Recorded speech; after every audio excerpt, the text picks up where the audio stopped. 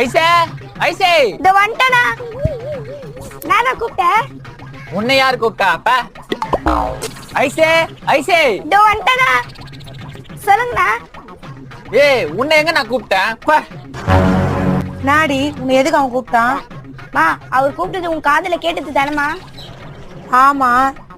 இப்ப கேட்டா உன்னை யார் கூப்பிட்டா போன்னு சொல்றமா.